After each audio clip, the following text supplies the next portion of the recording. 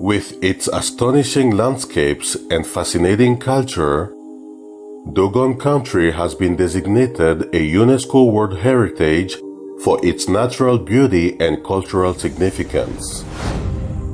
Here in Koro, gateway to the Dogon Country by Burkina Faso, the Fulfulde and Dogons have always lived together as brothers in a perfect harmony.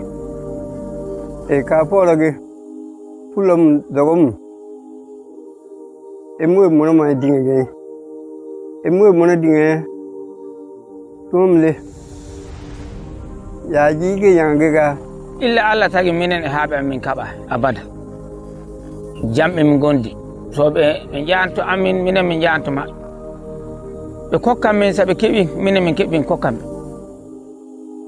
so ɓe cooda ɓe ngara ɓe cooda bange maɓɓe minen min cooda bange maɓɓe. But since 2012, the crisis in northern Mali has shifted to the center, deteriorating relations between Fulfulde and Dogon and affecting the lives of thousands of children.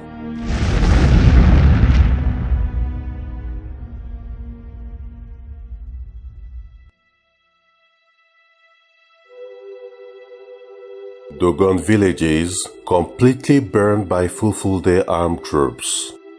Fulfulde villages also entirely burned and stripped from the map by Dogon hunters, resulting in the displacement of tens of thousands of people who lost everything. We are in Barapirili, a Dogon village in the circle of Koro. Many Dogons like Draman and his family had to flee their village to take refuge here. But the problem is that there is not enough cultivable land for everyone.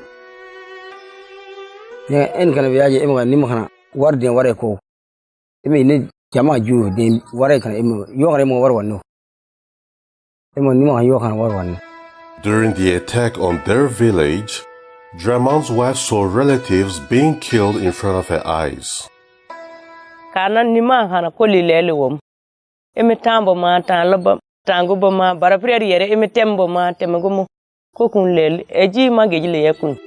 Although the village of Barapirili has been spared for the moment, its inhabitants live in a constant fear of an attack by Fulfulde militia.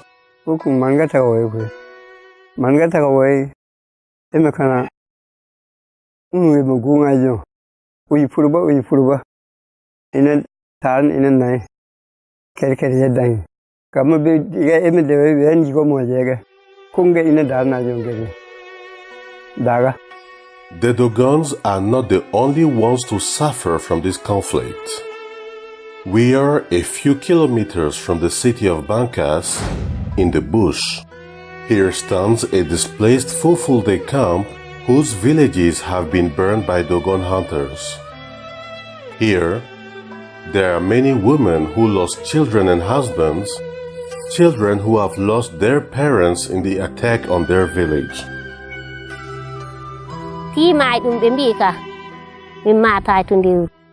Min tampi min torri ke hunde foko hedde amen wala mi nyallay wullude mi walay wullude wana min tande min e miraabe makko e mawni makko min fu min nyallay wullude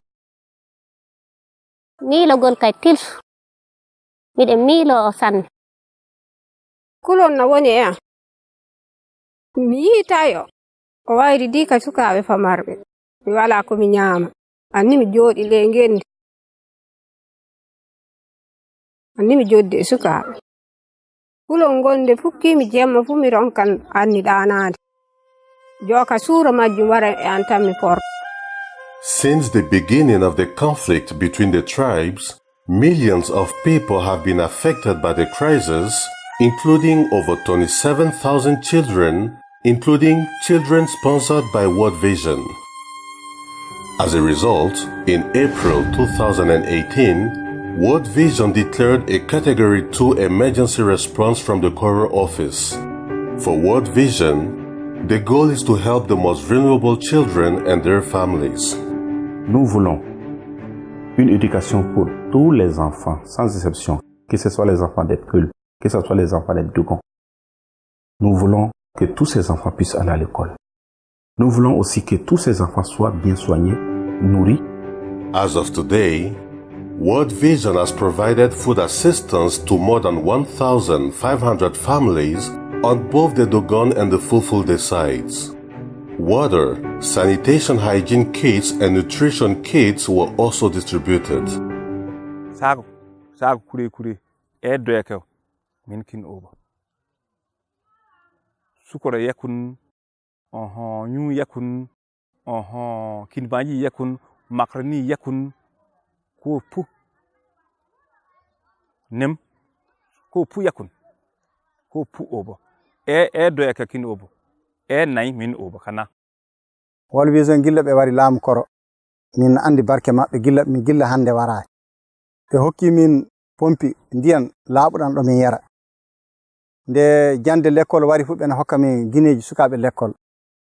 World Vision gollana min dun ben subo sukabe du e le cellal mu'en e on balligo du min yi World Vision le hen kambe docteur en amen be nangodiri juude e le cellal e le nyamdi sukabe be nyamdu hejata. World Vision walli on balligo du min yi. In order to promote peace and social cohesion between the two communities, World Vision organized a series of trainings for the Dogon and the Fulfulde communities under the theme Do No Harm.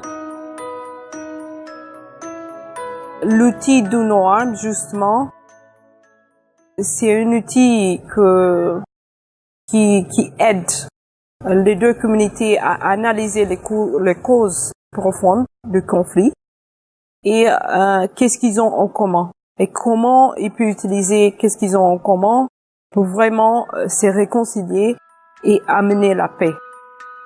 Through the training she received, Rebecca Togo was able to change her mentality towards the Fulfulde and to promote peace. Formation ban emen be obere orlo kantude orlo be lobe gaji yako eme ko den jugo sai orlo be kantu bade eme tonle eme monoko eme tege sai e jipa ma kokone kwer lo kana eme inem lugo ya ma emen o ban hu obaga kwer lo iye den tege mi tege lo kwer den ko san joya ana jole yaya ton jole yaya inem joko pama sobo parce que hakkilleji goddi dimi wonduno arande din ko heewi e le tindingol mabbe de mi hebi yoppi dum min bammi anniyadu mi hawretebe mi warti soud bablu be mi hollita soud bab mi hollita soud bab mi hawri weli dum en.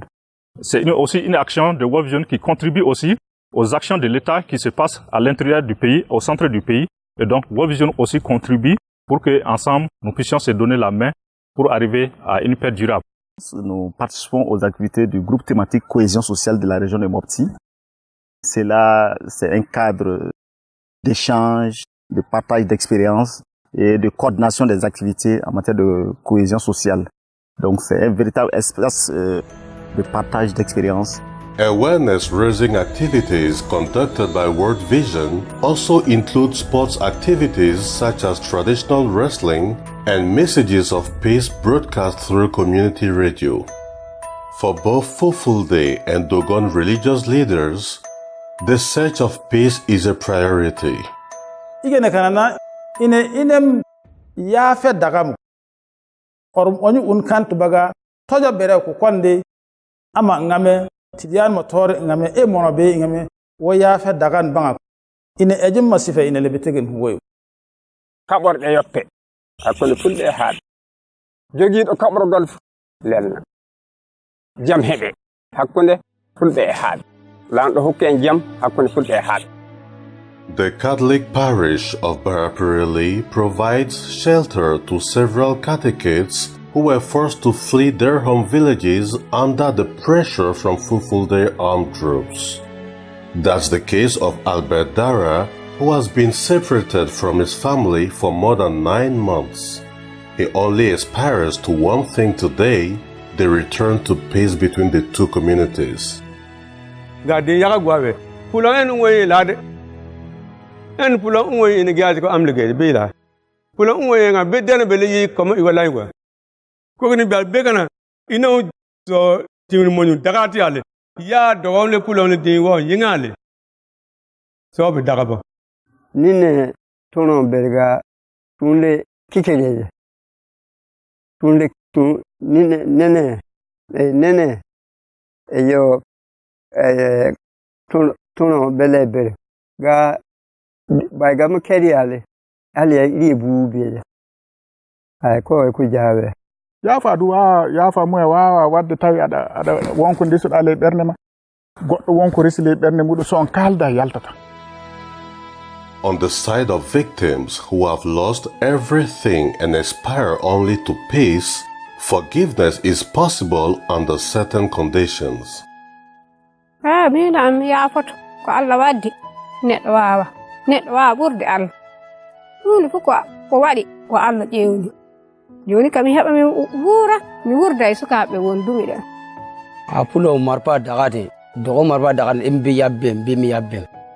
Ɗum kana ngan mafa je dugo lagi tun yabala ko de je dugal emi tun yabbem. Be je dagati emi je dagati emo tun yabbem. Tun yabala porde emo ginni man emo kun bebem.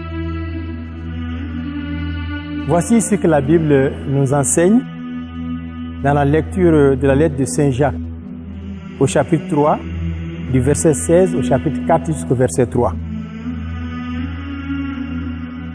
Bien-aimés, la jalousie et les rivalités mènent au désordre et à toutes sortes d'actions malfaisantes.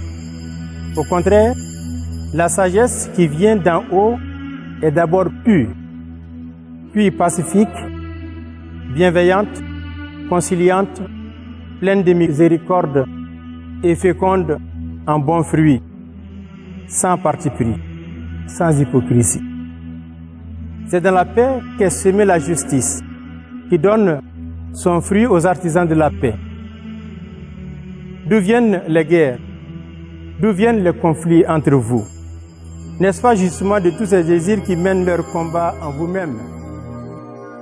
The return to peace and social cohesion is gradually being built in the city of Koro and its surroundings. While waiting for the return to a complete peace, let us all work with the ultimate goal of promoting the well-being of all children, especially the most vulnerable of the community.